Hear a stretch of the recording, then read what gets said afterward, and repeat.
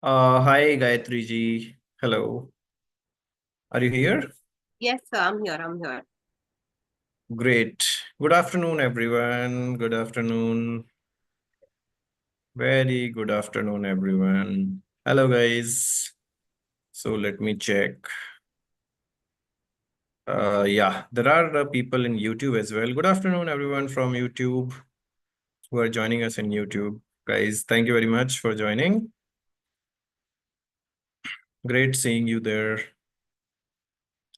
Okay, here also we have 150 plus people already.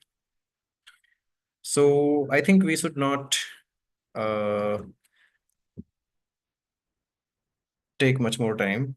It's already one. We had to start at one. So yeah.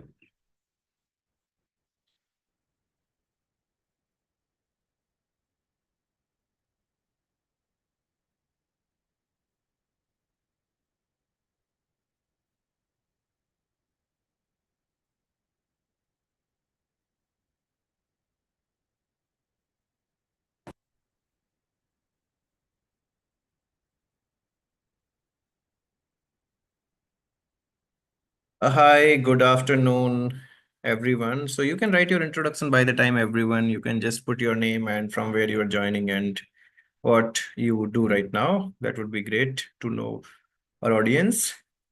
We'll wait for uh, 1 more minute. That's all. And then we can start.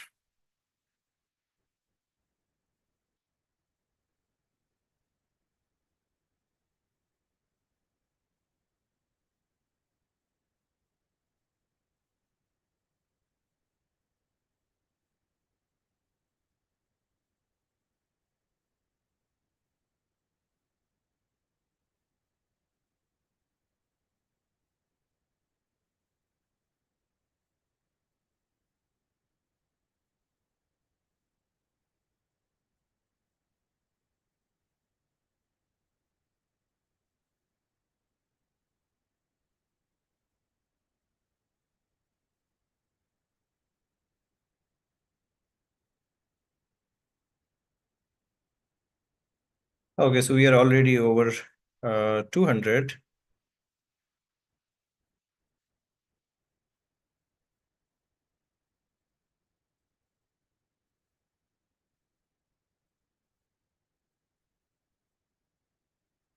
Wonderful. I can see people from Assam, people from Maharashtra, people from Solapur, Maharashtra, Ambala, Punjab, Haryana, Hyderabad, Karnataka, all over India, Kerala, Lucknow, Karnataka, Hyderabad, Kalburgi. Wonderful. Nice to know you guys. Thank you very much. Animesh Das, Bangalore. Okay.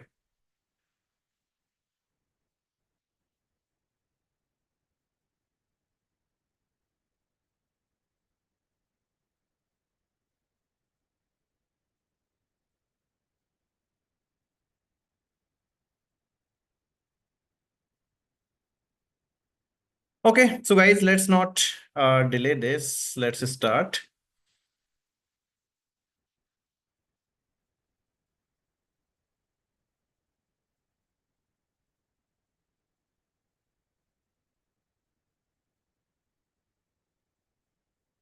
Hi, guys. Good afternoon again, and I welcome you all to this wonderful webinar on psychological factors in cardiovascular health. So, let me give you a little background about that. We are we are conducting the free webinars, and we have the series of free webinars, and this is one of that free webinar out of the series, Psychological Factors in Cardiovascular Health. And this is a part of our ongoing program. This webinar is also a regular class for our ongoing program, that is Preventive Cardiology, Master Certificate course in Preventive Cardiology, where we are teaching our students about the cardiological risk factors, their prevention, and the prevention of the complications after cardiovascular diseases, all the therapies, everything, right? So this is one of that class, and that course is almost a midway. Uh, but why we are conducting this as a webinar? Because this is the topic I believe is a need of our. I'm being from the cardiology side. I saw the patients how the patient feel. Uh, when they are getting the cardiovascular problems, like whether they are heart attack, myocardial infarctions, or angina, I mean, or maybe a little, worsen part, heart failure, or, arrhythmias, or the people have congenital heart diseases. So the people, basically have the physical problems, and along with them, not only physical but the economical problems. Okay, and these two, directly lead to the mental health, right? Mental health problems, and the psychological factors also trigger the cardiovascular problems, like the work stress or the family stress, financial stresses. There are many things which can, I mean, from the starting from the development of cardiovascular problems, from the development of the disease to the prognosis of the disease. Psychological factors, mental health, and the work stress or the family stress, and all type of stresses are one of the major risk factors for cardiovascular problems, heart attack, right? This is one of the major proven risk factors, right? Stress is one of the proven risk factors for the cardiovascular health. And once the person is getting, suppose myocardial infarction, heart attack, we call it, right? Once the person got the heart attack, and I request everyone not to play with the whiteboard. So I can see, can you please turn off your whiteboard? Okay, no problem. That's okay.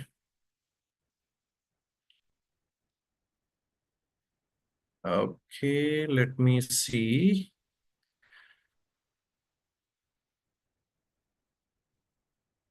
Yeah,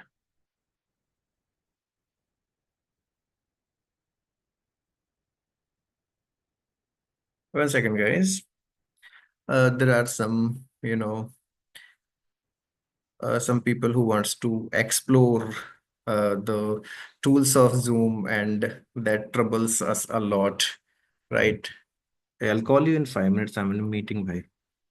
Yeah, so yeah, no worries. So I was talking about the cardiovascular health and the stress related stress, how the stress associates with that, right? So once the people get cardiac problems, then the major problem comes with the health. They need a lot of leaves. They are going through the health problems, surgeries, angioplasties, and lot of food restrictions, and lot of restrictions on the physical activities, and that again leads to the psychological problem, that again leads to the stress, that again leads to the mental health related issues, right? So from the starting to the end, there is a what we say, the highly significant correlation between stress, mental health, and cardiovascular problems. So to discuss that issue only, we have called Miss Gayatri ji, who is the founder of Seva Eternals, and she is NLP practitioner. She has she is also practicing emotional intelligence and spiritual life, and then she has been to the TEDx as well.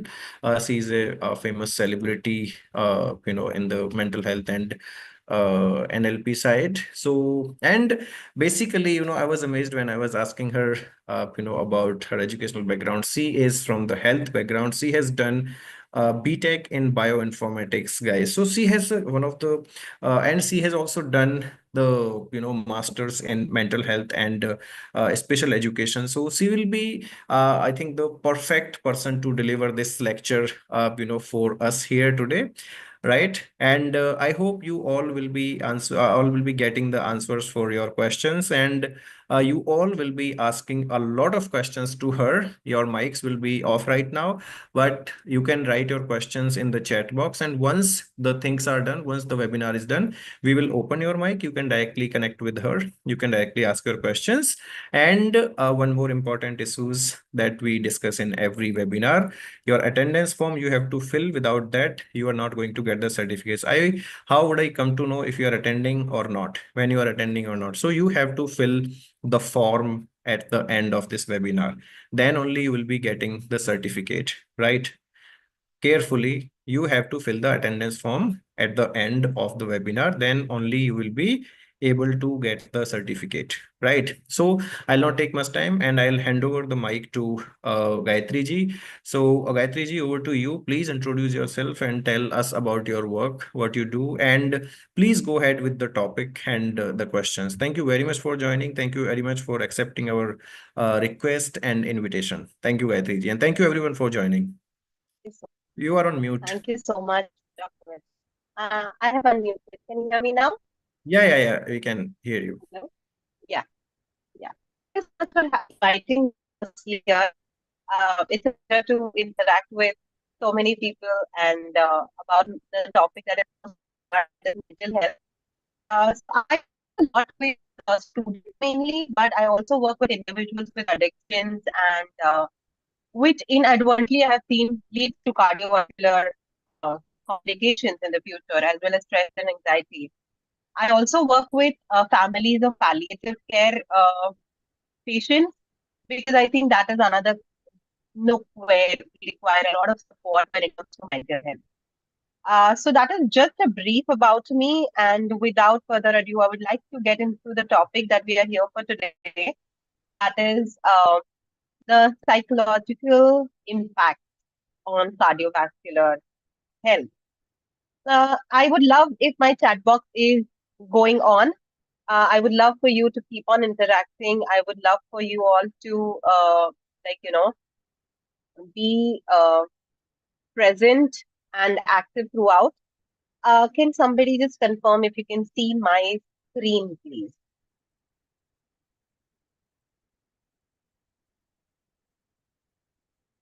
Yes, Gayatri ji, it's visible, but you can, turn off your video so your voice can be clear. Your voice was not Yeah. clear, actually.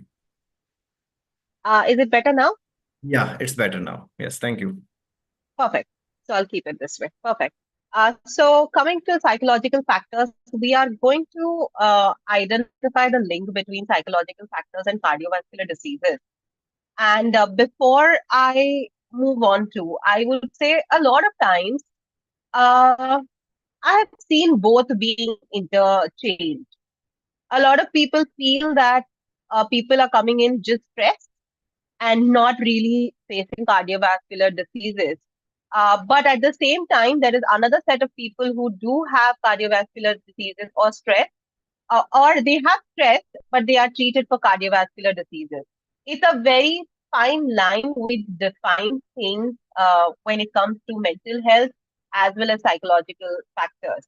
And that is where I think we as professionals need to be very clear on identifying the real cause.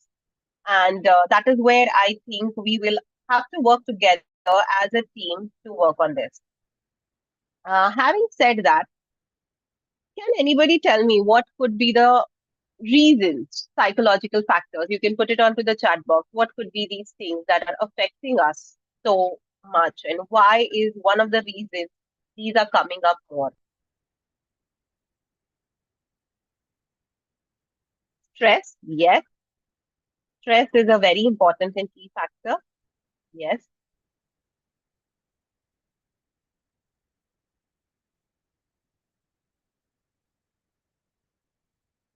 Anxiety, drug, addiction, lifestyle, absolutely. So many. Smoking, yes. Sleep, depression, overeating. Now, inadequate sleep, delurism, improper lifestyle, type A personalities, overweight, financial issues, drug addiction, absolutely. Now, let me break it down to you that when you talk about drug addictions, when you talk about improper lifestyle, when you talk about inadequate sleep, when we talk about smoking, when we talk about, not doing things like yoga or not exercising, they could be a symptom or they could be more of a result of an underlying cause, like you have your anxiety, your depression. All of these could be symptoms or they could be the reason. So we need to, yes, daily routine is also a very part and very important aspect of this. The World Health Organization says that there is no health without mental health. And I personally, coming from both sides of the spectrum, agree to this concept that there is no health without mental health. You can treat a person physiologically, you can treat their symptoms, you can treat a lot of things, but if their mental health is still unstable, it becomes very difficult for you to treat the real cause. Tension, yes. So let's look at the psychological factors in this mental and emotional well-being. One is the impact of chronic stress. A lot of people here mention chronic stress. Now, there is something called as chronic stress, which is very important factor in cardiovascular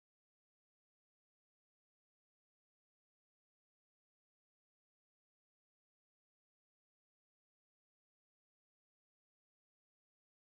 I hope you can all hear me. So, eustress and distress is something which is very important factor that we need to understand. Eustress is good. A little bit of stress before going for a meeting or before meeting somebody new or before you have a very big life changing event. Having that kind of stress is good. But it's the chronic stress, which is the thing that a red flag, we can say. We look at red flags these days. So chronic stress is something that can be a red flag for our thing. So how can chronic stress be impacting the cardiovascular health? One of the things is chronic stress increases the heart rate.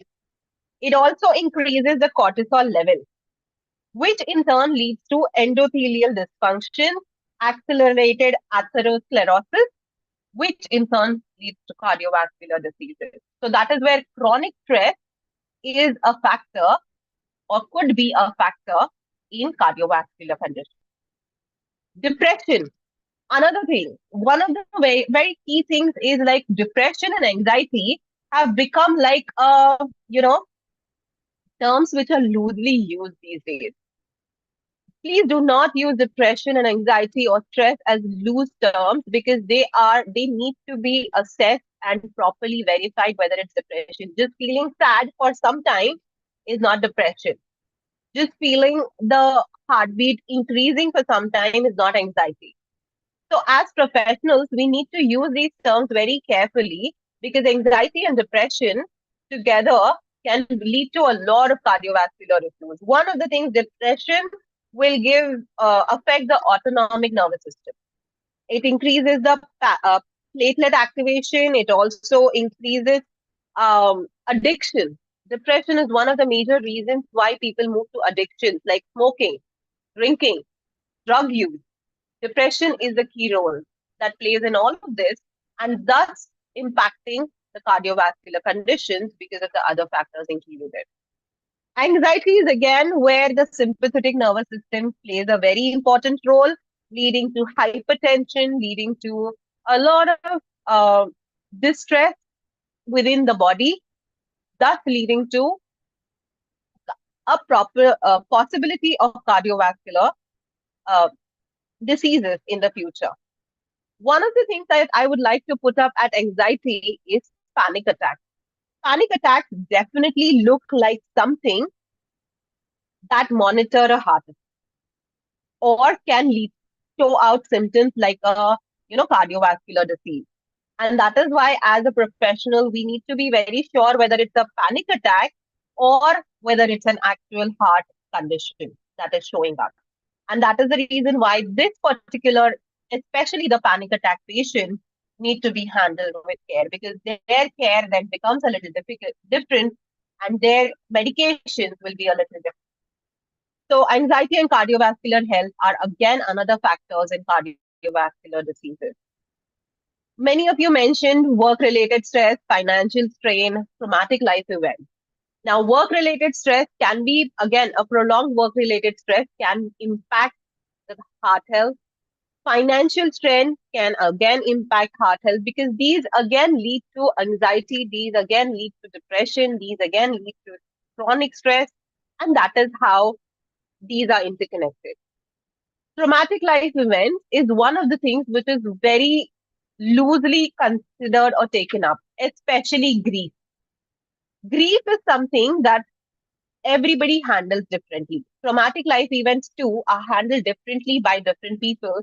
And that is why how a traumatic life event will impact an individual is very different for everyone. So while taking history of any cardiovascular patient or a health patient, a heart patient, we have to make sure that we also take into consideration any recent life events, life-changing events that the person has gone through. If you have any questions still here, please feel free to add them into the chat box. I would love to take them on the go if I can, or I will definitely take them at the end. I hope things still here, the interconnection is clear. If you have any questions, please feel free to ask in the chat box on the go. Uh, Moving on, physiology. Let's come to how it affects. Now, stress, as I said, is a very silent killer. It increases the heart. If a person has an underlying heart condition, stress will definitely increase it because of all the factors that we said. Uh, Heart patient, yes. Phobia also does affect heart patient because phobia can lead to anxiety or panic attack. Uh, Palpitations, yes. And anxiety and overthinking, I will take this question at the end. Phobias do affect heart patients because phobia will lead to anxiety. Phobia would lead to increased palpitations. Phobia will lead to, autonomic dysregulation, where there will be a lot of cortisol being released into the system, and that would lead to a lot of effects. Autonomic dysregulation is one of the other things that is physiologically with stress, anxiety, or depression. These are the key contributors.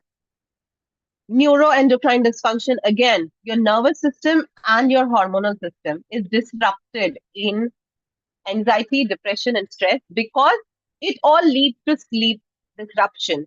And disruption of sleep will make any healthy person unhealthy, is my personal observation and all the patients that I've seen.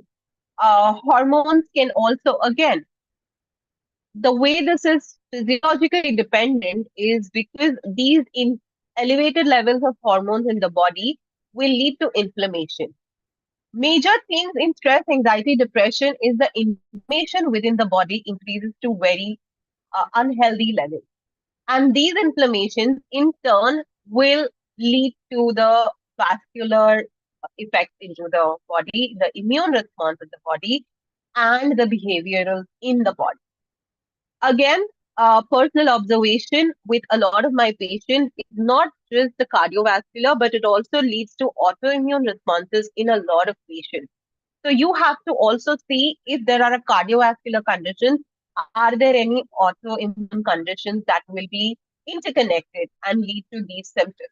Because if a patient is coming with mental stress or mental anxiety and depression with a cardiovascular disease, it can be a lot of things involved. So as we say that it is not really one thing, it is a very interconnected things. And that is why yes, when somebody very said that flight and flight responses are introduced in the body while there is stress. So these are the things that we have to work on from the physiology. When you work on these things, this is how a person goes through. And again, I would also like to point out here that just telling them that do these things are not going to help because this thing requires a lot of support. Somebody coming out of stress or mental health disorder, be it anxiety, depression, or any other chronic disorders, they require a lot of support, a lot of empathy, no sympathy. When we talk about mental health, the key term here is empathy. And that is where their life choices, instead of judging the person, their life choices are a result of all of these underlying causes. So we as mental health or um, health practitioners, I would say, have to be focused on making sure that we are providing the support to each and every individual in this. So these are some physiological factors affecting the mental health. Somebody has asked me the coping mechanism. I'll definitely come to it as we go further. So how do we manage these. One of the things that we have to work on is routine mental health screening, which unfortunately is lacking in our country at the moment. Regular mental health screening is not there. Thank you, Soumya, for putting that up. Yes, that is one of the things that we have to do that. I'll come to your point of unconditionally later, but yes, these are the key things.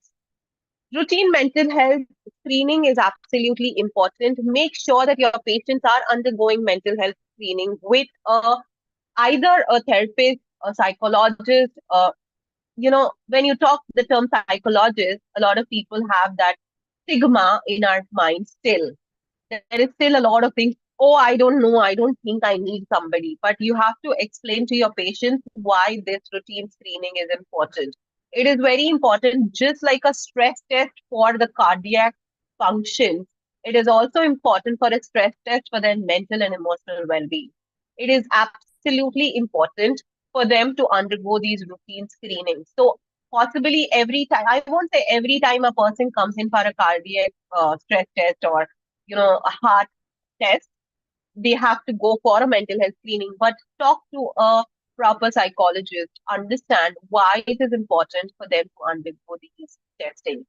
And it again, these plans will be individual plans. They have to be something that are customized to every patient because the requirement of every patient will be different.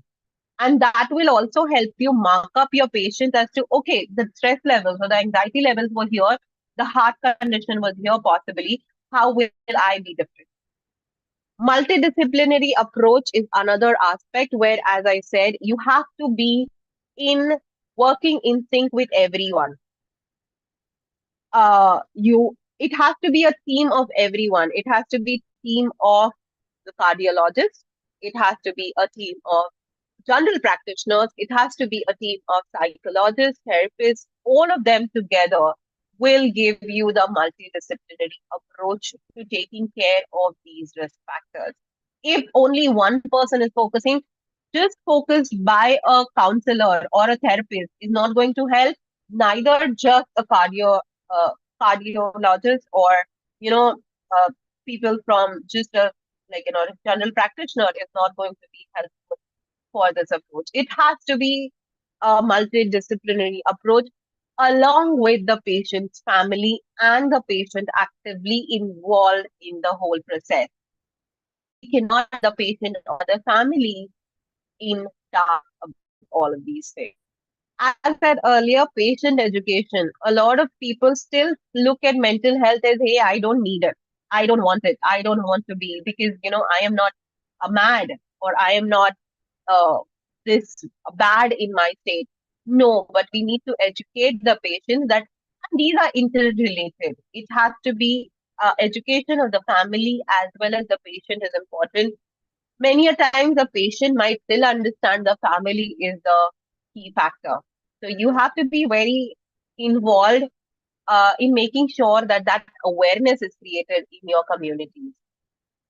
Yes, it is a disease and psychological interventions wherever required, therapy or any medication or any other support are required for patients with chronic stress or regular high level of anxiety and depression. There might be medications also that are important. Again, one of the things I would also say is that when these medications are prescribed, some of those medications can in turn affect the heart conditions. So we have to be very sure that if a patient is just coming with an anxiety attack or a panic attack and is being treated, it can lead to the heart condition. But a heart patient, if he's undergoing certain medication, we have to be very careful that they don't elevate or increase the heart condition underlying already. So that is something, and that is why everybody has to be involved while deciding the approach of how we deal with these risk factors. Now, there are different tools. One of the things is people get confused as to how to identify. I have given a few tools.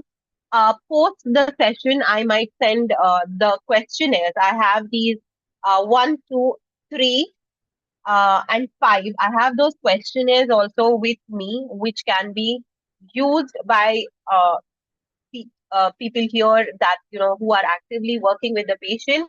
The participant can use these questionnaires either for yourself or for your patient. I'll be sending across these questionnaires can be used. So, what are these questionnaires? Most of these questionnaires are self-answered, which are treated by a proper psychologist or a proper clinical psychologist for that matter. Again, a counselor might not be the right person to work with it. It might have to be a clinical psychologist or a psychiatrist to do these questions. Just a general counselor is not equipped to, uh, you know, detect or identify or diagnose the condition. So, what is PHQ 9? These are 9 items. So, PHQ 9, because there are 9 questions, 9 items which are focused on when it comes to this. They are especially for depression, loss of interest, feeling of hopelessness, sleep patterns, energy levels, etc. are what are covered in the first, that is PHQ 9, Patient Health Questionnaire, which are answered by the patient, or but also the relatives' help can be taken in, because we do not know if the patient is very up forth and coming with the answers. The GAD 7G87, that is Generalized Anxiety Disorder Scale, is a 7 key questions that are asked here based on the nervousness, worry, control of how they worry, relaxation, restlessness, irritability, fear of something awful happening, that is the fear of doom, as we call it. Based on these factors, the 7 point questionnaire is created, which can be used to identify the anxiety level. Again, depression, these first and two questionnaires can detect. We have the scale, which can go from 0 to 21, 27 accordingly, and they can be identified based on these factors. From mild anxiety to a very severe anxiety or depression. PSS is for stress assessment. Now, perceived stress scale is again answered by the patient itself. Unexpected life events, nervousness, control over life, confidence problems, problems in handling situations, or life satisfaction overall are the points which are covered in PSS, and these are for stress assessment. Hospital anxiety and depression scale is a 14-item structured questionnaire, which also works for anxiety and depression. So the HADS is a scale which works with anxiety and depression scale. Um, Again, this is again involves tension, anxiety, how one enjoys certain events, how one perceives the fear of doom in their life. All of these things are there. Uh, yes, I'm coming to biomarkers.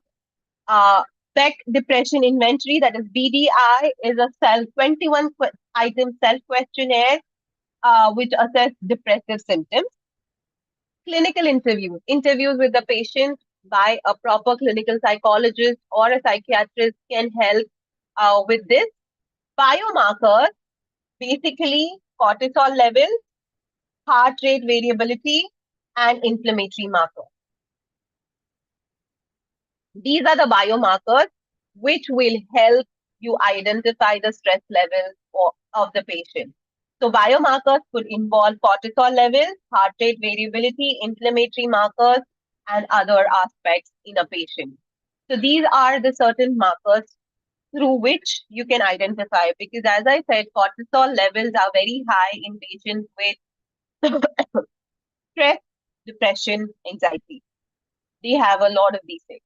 And the last, digital tools, one of the very, I would say, uh, easily available are the things where there are many tools available online which can mark identify the lifestyle of a person, identify the heart rate of the person throughout the day, identify the stress levels throughout the day. So there are many good digital apps available, the digital tools that are coming up.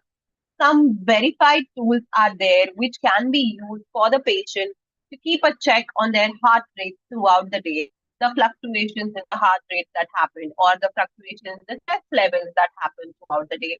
These can be used, or then, these tools can work with maintaining a very good lifestyle.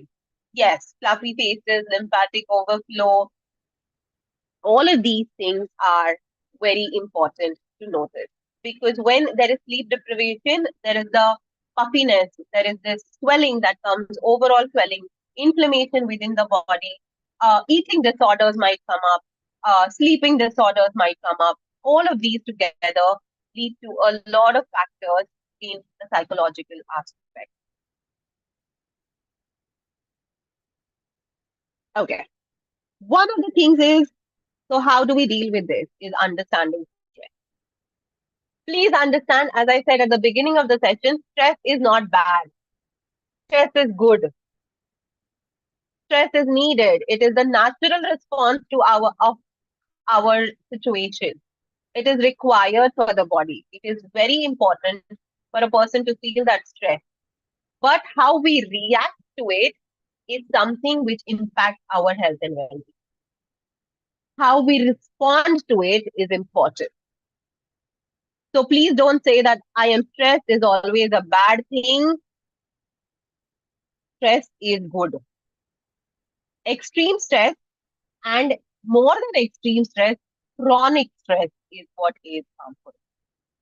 Yes, weight loss. Yes, some people are putting in some very good points out there. Those are really important. So understand how you deal with stress. Understand how your body deals with stress. There are people who get into stress eating. There are people who get into no eating at all.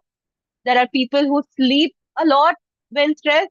There are some who do not sleep at all. Yes.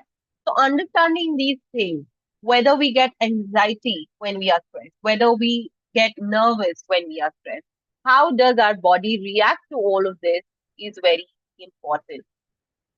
Meditation definitely helps, yes. CBT is cognitive behavioral therapy, is one of the very behavioral tools, a beautiful tool that we have amongst us, which can be used to change the negative thought process, to change the behaviors associated with stress and anxiety.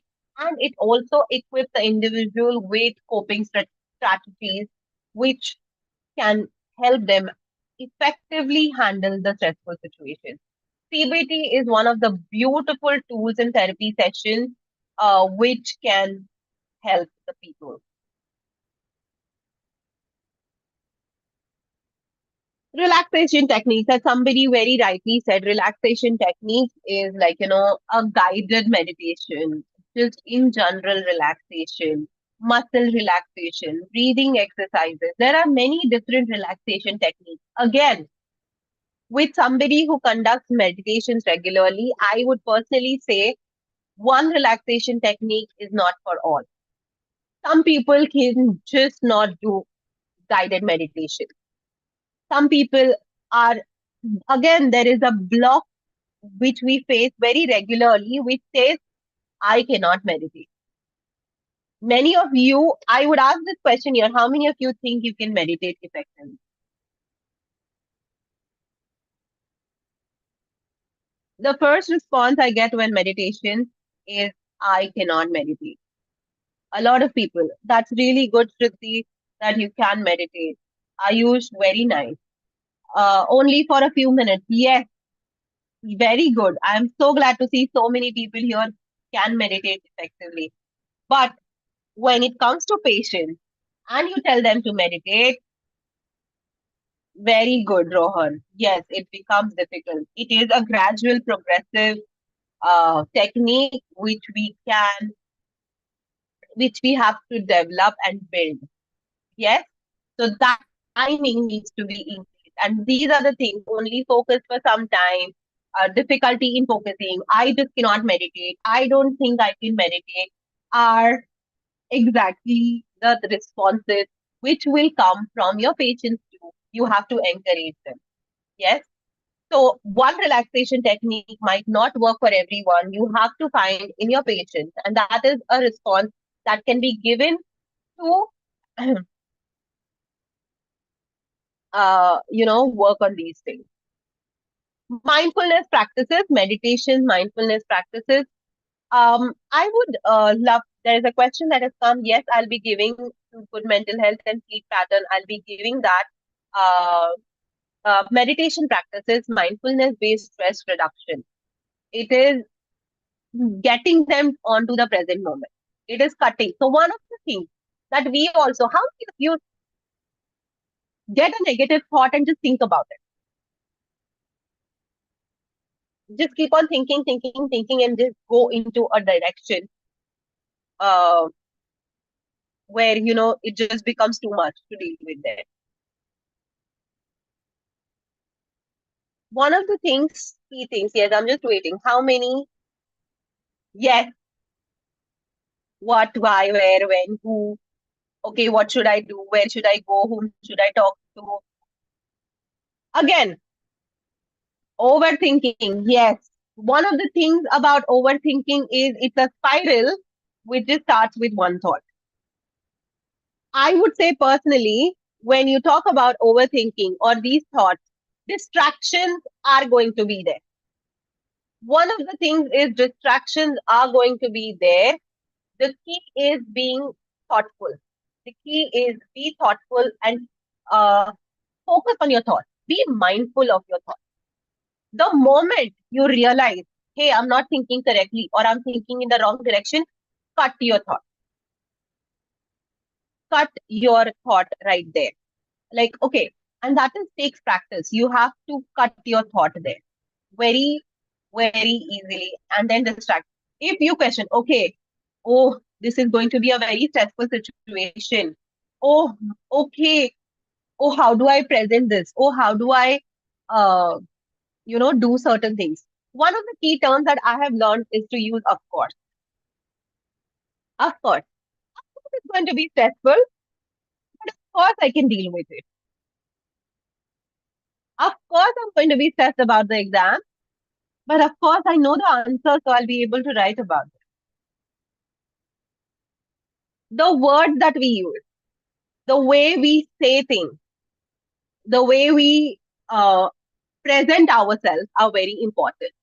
How many of you, okay, I'll just take a quick question here, a small activity here quickly. One of the things is, okay, how are you feeling today? I want the answer to how are you feeling right now?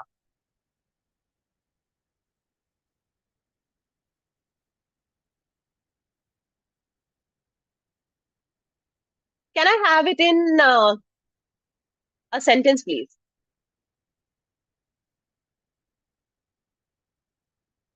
See, most of them good, good, good, good, good, average good, exam tension, feeling active, okay? Hooked, kind of not feeling anything. That's a very good feeling to have. Who was this? Dhanvin? That's a very good feeling to have of not feeling anything at night. I'm very delighted. Okay, thank you. I'm doing great, feeling really lazy, relaxed due to Sunday. Nothing is happening, just listening, not good. I'm grateful. Okay, many of you have said I am good, I am relaxed, I am lazy, or I am grateful. Instead, feeling, the use of the term feeling, I am feeling not so good. I am feeling stressed. I am feeling anxious. I am feeling exhausted. Please understand your feeling and you are not the same. Your feelings do not define your feelings, stay for a point, and then they go. Again, I am not feeling focused. Arpita, this one is for you. I am not feeling focused. It's okay. You will get there. So identify what is there. Uh, all of these things, these are smaller things. So somebody asked me very small, a small tip would be separate yourself from your feelings. I am good, but I'm also feeling good. I am feeling sad. I am feeling upset. I am feeling anxious. I'm feeling nervous. I am not nervous. I am feeling all of these things. And that is where the change starts. Yeah. So this is where very small thing. And the second important thing is cut the thought. Be very mindful of your thoughts. Be mindful of what you're thinking. One, as a human being, we cannot stop the thought. If anybody here says, I can stop my thoughts, I would be like, please tell me how do you do that? You cannot stop the thoughts from flowing. Thoughts keep on flowing even while you are asleep. It's how mindful you are of those thoughts is what is important. The moment you realize that, hey, I'm thinking this and this is not doing any good for me, stop that thought right there and change it. Change the narrative. Change the narrative. And that is important. Okay. So these mindfulness practices are important. Lifestyle changes, yes. Somebody has very rightly said in the past, in the chat box, physical activity, balanced diet, improved sleep hygiene, better mental health, resilience against stress. Now, resilience again can mean a lot of things to different people. So these are certain things that you can work with when it is come to. Now, somebody asked me about improved sleep hygiene, how one can sleep better. It's something that you maintain. Okay, one of the things that I have worked on and that I will be giving you as a thing is maintain a diary. Okay, uh, maintain a diary and give yourself more points for doing things that you usually won't. Sorry. Um, for example, if you do not sleep on time, pay yourself for virtually. Do not put in money anywhere in the diary. Pay yourself or mark yourself. Okay, if I'm going to sleep at night at 10, for example, I am going to give 10 points to myself. If I'm watching TV, I'm deducting points from it. If I'm watching, just scrolling through Instagram, I'm going to give deducting points from it. But if I'm scrolling through Instagram to find some information, then I might give points. So maintain the diary of giving yourself the point and set a target. If I get 100 points or if I get 200 points, I am going to do this good thing for myself. And that is where you will start focusing. It is something that will not happen overnight. Please understand one thing, medication, the physical symptoms can be dealt with instantaneously. You can put in a meditation, bring down the heart rate. You can take a medication and, reduce put somebody to sleep. But the mental health, it is a process which has to go through every step of the way with every support possible, with a prolonged care. It is not a magical witchcraft that comes in, oh, hey, I pop in this pill and I'm okay.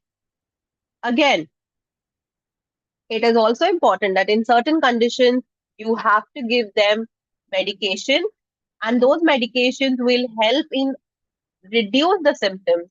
But till the time mentally they are stronger, those symptoms will come back again the moment the medications are stopped. So medications might not be the right way to go for at times.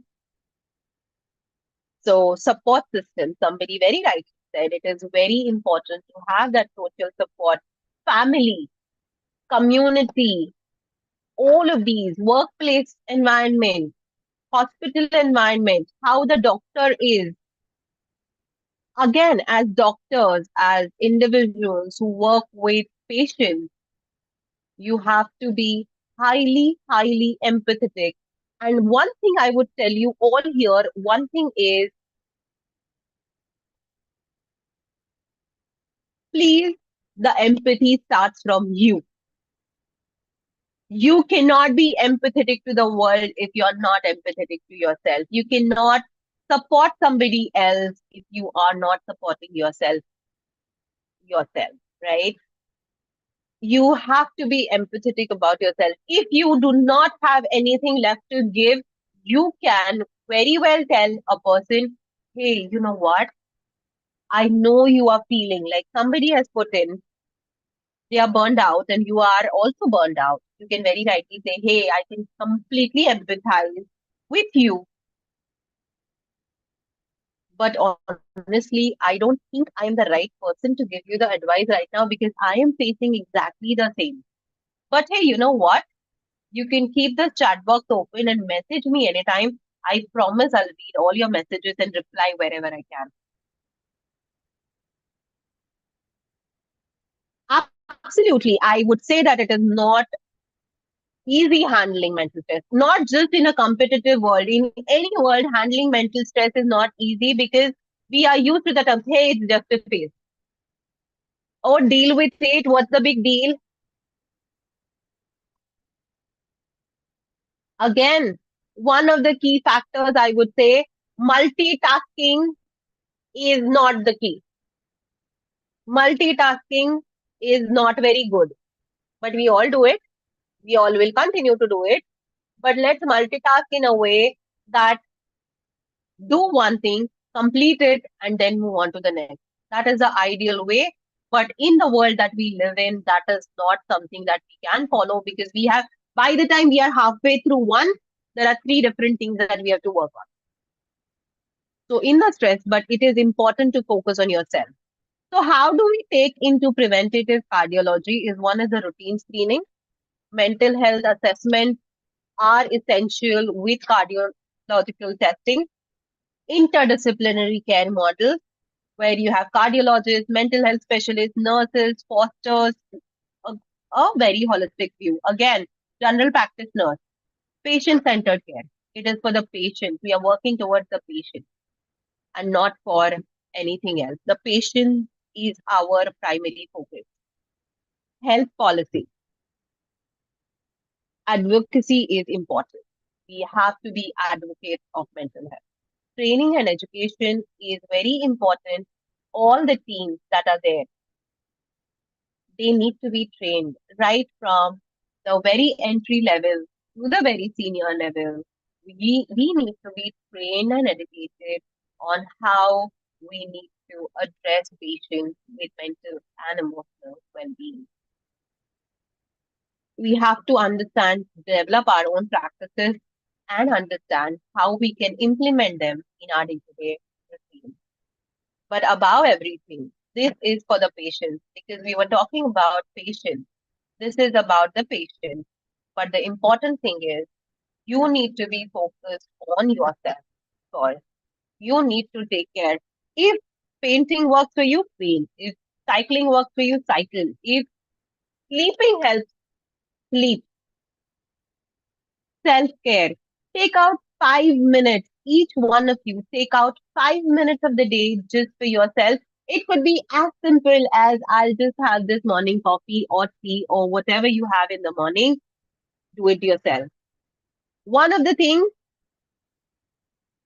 again, go out into the nature, walk barefoot, drink more water.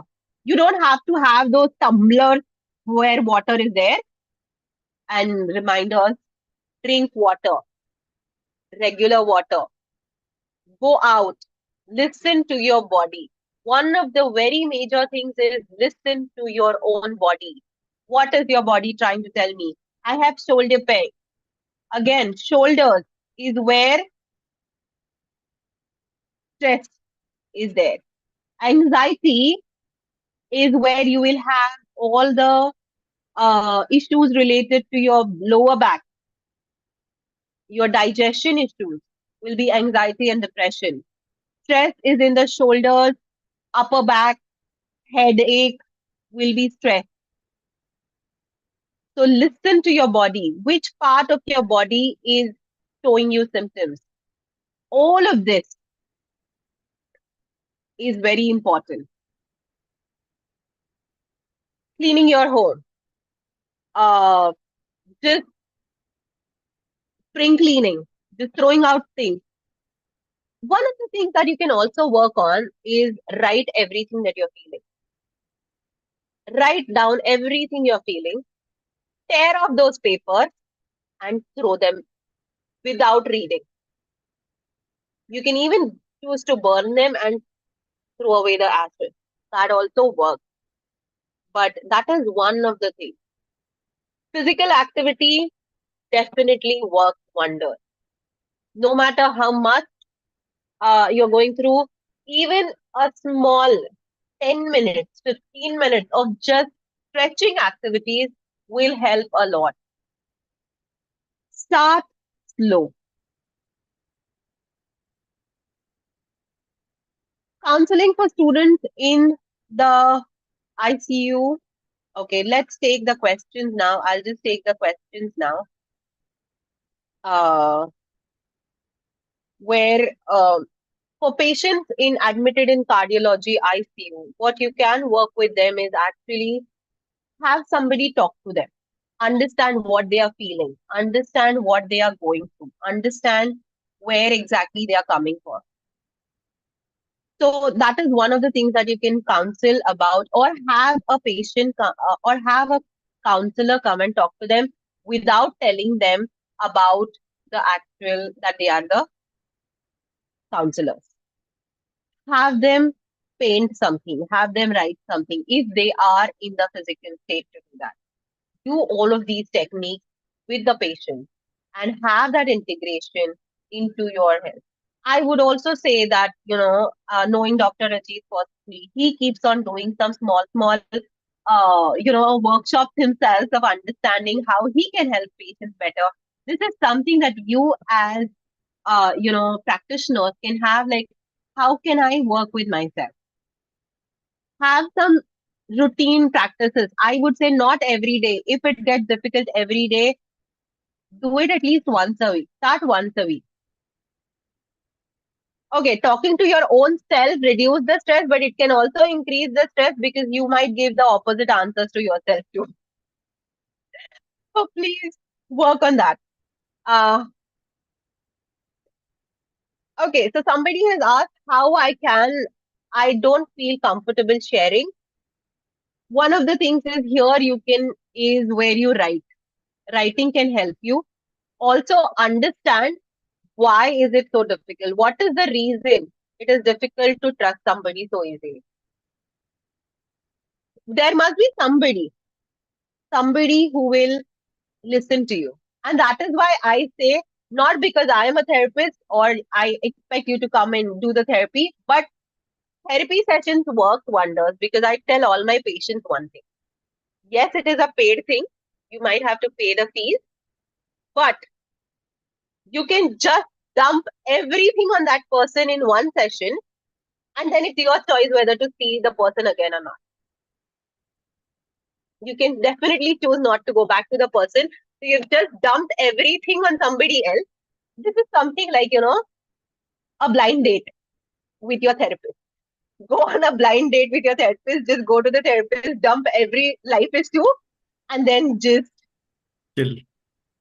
don't turn up ever again. Host them for eternity. But at least for that one particular session, you let go of everything. And that is the key. Hmm. So hosting the therapist later on is completely a choice.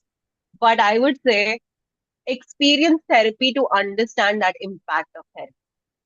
There are a lot of things: color therapy, there are sound therapy, there is art therapy, there is, just walking in the nature, clay. Working with clay works wonders because it works all your senses. Uh, yes, psychologist is also a human. Yes, It's a I will great tell you, question. psychologists are the ones who need most psychology sessions and therapy sessions. Therapist needs more therapy than any other human being. Oh, Is my personal opinion and experience. I had the same question. Like, Yes, what's sir. the difference between a psychologist or a therapist and a normal human being? We are all humans. We just understand the mental working better. The question, the background behind the question is how they cope up.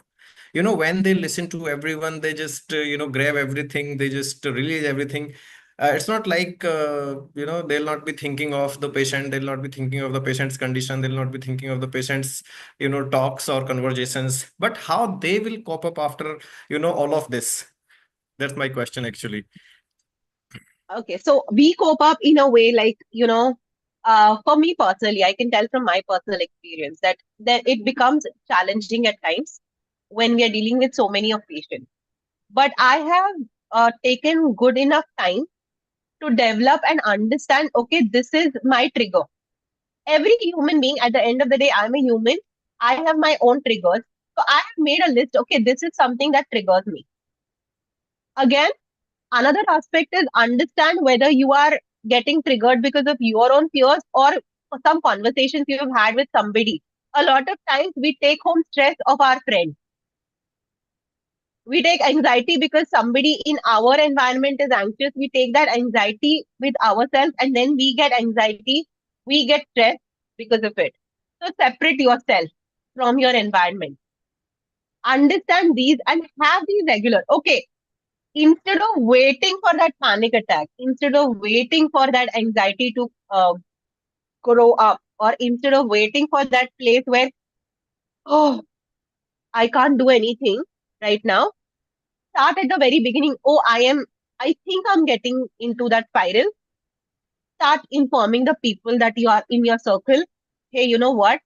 You might get a call from me sometime if I get too stressed. So, this is the person I can call to. That is one. Second, have your own coping mechanisms and do not worry about how weird, how crazy they may sound. If it works for you, it works for you. It could be just like jumping around, putting your head in the pillow and shouting. If it works for you, it works for you. Cope up on your own terms and your own timeline. Again, as a therapist, I do not put a timeline. Hey, I should be okay in one day or I should be okay in 1 hour. I am okay when if I have to talk to the people, I am okay for that point in time, but I go back into my space to heal. That is where the difference I think comes in when we have those expectations. You have to be something. And that thing I think comes up from our upbringing that crying is not good, anger is not good, anxiety is not good. The feelings, again, understand your feelings are important. Your feelings are what make you you. So feel everything. It's how you respond to them is the difference. There is one more question, a very interesting question had come. Somebody had asked, okay, somebody is suffering from anxiety and panic attack many times. I would please say, please speak to a expert, have a session. Please make sure you understand what is the underlying cause for that anxiety, for that underlying panic attack. It is not something that I can give you n number of techniques, but please make sure that you please go see an expert in this. Psychological factors can affect blood flow in a way where it increases the nervous system. It changes the nervous response of the body, which in turn leads to hormonal secretions, which in turn affect the blood flow within the body. So it is all interconnected. So all the nervous systems, sympathetic, parasympathetic nervous systems are affected by stress, anxiety, which then affect your cardiovascular system. And that is where the interconnection comes into. Yes.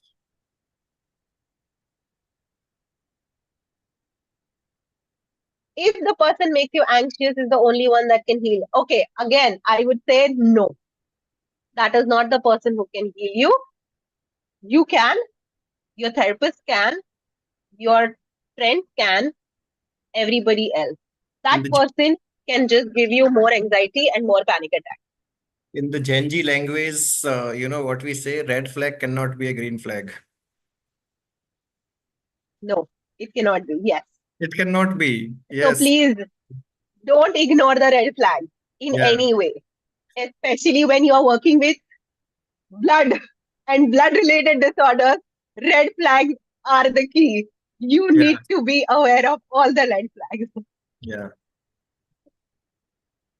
Okay, there was a question. Ma'am, if the person having sudden panic attacks, how to handle him or her? Okay, one of the things is please do not tell the person to breathe. That is the key. Don't go breathe, breathe. No, if you want, one of the things is hold the person. Holding in any way. Physical touch is something that helps. Hold them. Like, you can have the person grip them. If they're not working, give them a tight hug and breathe with them. If I'm going to tell you, hey, breathe in, breathe out. No,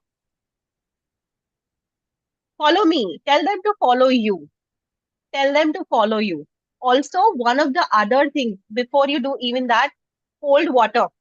Just throwing cold water on the face or any hand, anywhere, cold, sense of cold, touching this neck with ice is what relaxes in a panic attack. So, yes, that is something that can be immediately done. Cold water, ice, all of this can be done. While what if they go deep into attacks like breathing rate again increases? Yes, so that is where I said cold. Ice works beautifully because ice cools down. Ice cools down the thing. So cold water or normal temperature water. If one is feeling anxious for like 1 week or more, what is the best thing to do? Please find out the reason for the anxiety. Again, do not ask. Okay, one of the things again I would like to put in here is do not ask the question why, even to yourself or to your patient. You will always get a defensive answer. Frame it in the what. Do not use the question why. So, what is the reason for my anxiety? What is the reason? Where is this thought coming from? Where is this anxiety coming from? Ask yourself that question. Write down. I think Raja, writing down might help you in this particular question. Tasneem says that I was quite empathetic before. I don't feel empathetic now. It's okay. That is your body's or your mind's language to tell you that, hey, you need to show empathy to yourself rather than giving it out to somebody else. So it's okay to feel that emptiness within you before you start filling your cup. When a person is going through anxiety disorder, how can one handle? I again, you don't need to handle them. You need to support them. You don't need to handle anyone. The terms that we use are important. Be empathetic, understand. Do not use the phrase, hey, it's just a phase. Learn to cope up, learn to deal with it. No. Please understand, listen. Even if you listen, if you don't know what to say, don't say anything. It's okay. Sometimes just listening works wonders. I absolutely understand that you might be going through this. Let's see if we can work something out. What do you think works for you? Ask them such questions. That will help. Grounding techniques help. Yes, grounding techniques help. Grounding techniques again depends upon what kind of grounding technique. But I'll also tell you one of the things is in case of panic or anxiety attack, fainting is the body's way of stopping the attack. So it's absolutely okay if the person faints because that is the body's way of stopping the attack. So that is the body's response to fainting is that one thing. How can integrating psychological and cardiovascular treatment improve patient's outcome? Because the way the patient will deal with them, they will be more aware of their feelings and emotions. And then, okay, I'll tell you one of the things that I have seen when I have been to a cardiologist for care. One of the things that, there is a very nicely written thing, avoid stressful situations. There is a wonderful question I can see here. Ma'am, if the person is having sudden panic attack, then how to handle him or her? You have answered. But after that, ma'am, if the patient is girl, then how we can handle or counsel without hugging her? Yeah, so then it's okay. So you are a doctor, you are a practitioner. Maybe the friend? Important thing is the patient, a friend. Important thing is the patient's well-being. and not the gender. It's a patient's well-being and not the gender. If a person is there dying on the floor or having a attack, you are not uh, CPR. You are not going to think whether it's a boy or a girl that you're giving the Mhm. CPR to. Will you? No. You will give it irrespective. So why, in such situations, why would a gender matter? True. How Or any if nothing else, pinch. If you find, pinch the person. If you feel so, so again, these are the things that you have to take care of yourself, within yourself. I was talking about integrating the patient outcome. So there is a very beautiful, uh, into the things, guidelines mentioned, avoid stressful situations. How to avoid those stressful situations will come from integrating the psychological aspect into the cardiovascular care. Yes, after pregnancy, depression and anxiety is very common, and it is the most ignored. Postpartum depression is the most ignored thing in the society. So that is where, uh, how can support from therapy? Therapy is the best thing for PPD, and also, oh, it's just a phase. Once your baby grows up, it will all be okay. No, everybody of us goes through it. No, we don't go through it. Everybody handles differently. So that is where it is. Patient is confused when decision making. Then they, okay. Now confusion and decision making is something, can be a trait of the person. That is where they have to work on self confidence, and that is where they have to take it. If we hug him or her, an attack will suddenly stop or take time. It might take time because the body will take, because see, again, hugging is a response. Mm, our movies have a way of slapping a person to get them out of anxiety attack. I would say hug them. The reason for that is basically the body goes into a shock of a different way of getting that hug. And that is where it is important. It might take some time for them to go through. My clinic details, you can connect with me on email, or sir can share my number with you. I can also be a part of the WhatsApp group if needed, and where somebody can connect with me on the chat, and then I can, get there. If anybody is here from Pune, I am based out of Pune. I do in-person consultations in Pune, or I conduct online consultations. so guys, one or two more questions. Stress-induced sleep disorders. Yeah. Sleep-induced disorders is basically, uh, I would say, lifestyle changes is one, and taking care of the stressors is two. One of the things are that. But in major conditions, I feel listening to music, being, um, you know, mindful of your sleep patterns is what helps. Another aspect that I think is not spoken about more in any of the situations, and I would like to put in here, is when it comes to mental health patients or people dealing with mental or emotional disorders, you have to be also, one of the things is whether the person really wants to deal with it. Because if the person is not ready to deal with it, no matter how much medication, no matter how much therapy you do for that person, you will not see the result. And that is the unfortunate condition. Uh, okay, I will take this question of Parveen. Suddenly feel heaviness or throat or chest area, anxiety without trigger. So it's not without trigger. There might be a underlying thought that could have triggered that. It could be a person just passing by who might trigger a memory of somebody you met in the past. It could be the way a person says something. And that is where the sudden anxiety or heaviness in the chest comes through.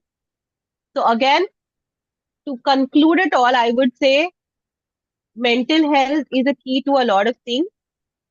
But again, the readiness of the patient to work on their mental health is equally important. If they are being pushed, they won't help themselves. I have put one question from YouTube.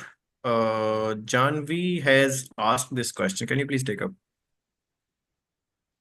Okay, primary dysmenorrhea gives much stress before periods and after it starts. What can be the ways to handle this? One of the things is understand the underlying cause for dysmenorrhea. Dysmenorrhea is not actually normal. I was a patient. I had dysmenorrhea for a longest period of time, and I thought about it like hey, it's very normal. A lot of people go through it, but understand the underlying cause of that dysmenorrhea. And again, there are a lot of things. Meditation is something that worked for me personally. Um, Chocolate is another thing that worked for me personally. But in that particular things, um, the stress because of it is basically understanding the cause and dealing with it. PCOD has become a lot common today, which also leads to dysmenorrhea in a lot of cases. Uh, Again, mapping the cycle is very easy. Map your cycle so that you know, hey, this is the time where I'm going to start facing these symptoms. So you are mentally prepared that, okay, the pain and the stress is going to start here. So you are mentally prepared, and then you can have those techniques ready. You can have all the things that you need with you rather than running around here and there. That, hey, it started, I don't know why. So that is where you can work on it effectively. Sleeping for hours can be a good thing or a bad thing. If you're sleeping for hours without doing anything, it's a bad thing because then it is depression. It could be a sign of depression. But sleeping for hours after a very heavy work is a good thing also. So if there is stress within you, uh, sleeping, a lot of sleeping can be a symptom of depression.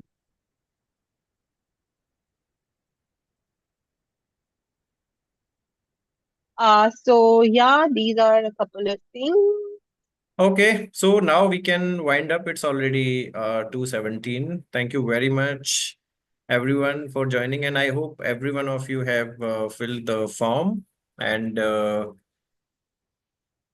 yeah, I hope every one of you have filled the form. I'm not, getting any requests after this webinar that we couldn't fill the form or we were not available or we left early, because I am telling you again, guys, here you have to fill the form. The forms are not being sent in the groups. Okay. These forms are not being sent in the groups. Only here you have to fill the form. Here is the form I've shared with you. So with that, I would like to thank Gayatri ji for the wonderful session. It was a lovely session, literally, and we learned a lot. And I think you got a lot of questions, and everyone was very, very interesting in that. So with that, thank you very much, Gayatri ji, for joining us and for this delivering this wonderful Thank you for having me. session. Thank you guys for joining us, and your certificates will be delivered by Tuesday evening. So please don't run behind me for the certificates today and tomorrow. Okay. By Tuesday evening, you will get your certificates. Bye bye, guys. Thank you very much. I hope you have filled the form. Thank you. Thank you, everyone. Chalo, Thank will. you. Thank Thank you. you. Thank you.